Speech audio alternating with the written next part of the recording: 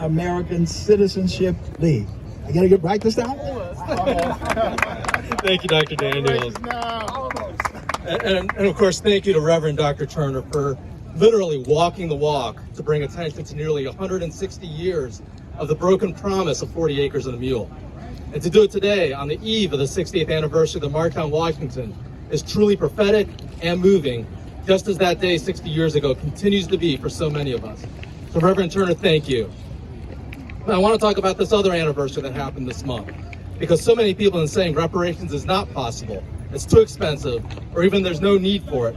But I want to make clear that it is possible, we do need to do it, and we have done it before.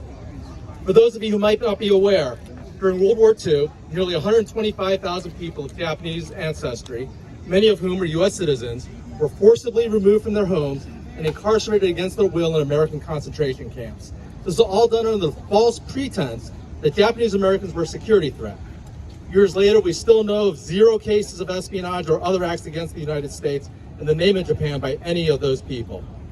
They lost everything: clothing, homes, all their furnishings, businesses, farms, and even family pets. As Dr. Malveaux said earlier, it all comes down to economics. Because if they were lucky, they sold some of their things for pennies on the dollar. But much of it was just lost and swept up by the opportunists, never to be seen again by the rightful owners. Then they lived the next 2 to 3 years in isolation in some of the most remote places like Topaz, Utah, Gila River, Arizona, and Tule Lake, California. When they came out, most simply wanted to forget what had happened. But one result of the civil rights movement of the 60s was the realization of many of the younger generation in our community and the ensuing anger over what had happened, and the desire to make our government admit its mistake and try to right that egregious wrong. And it took nearly 40 years after the end of the war. But on August 4th, 1988, this country took that major step of apologizing for what it had done to Japanese Americans with the Congress's passage of the Civil Liberties Act of 1988. Now, this was exactly 35 years ago this month that our government formally apologized and promised compensation of $20,000 for every surviving incarceree.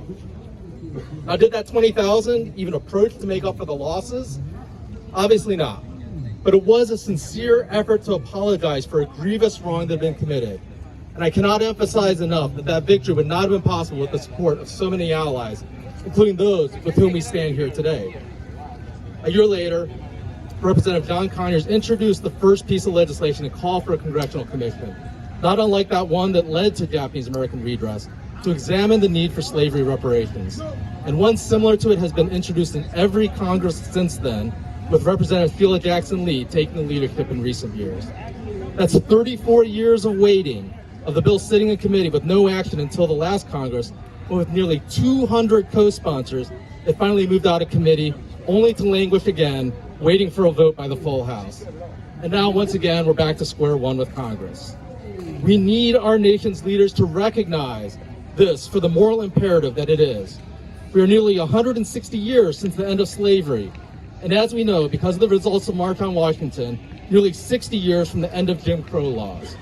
It took just over 40 years for the passage of Japanese American redress after the end of the year. Why are we taking so long to fulfill the promise of reparations, even as the need for that repair has grown?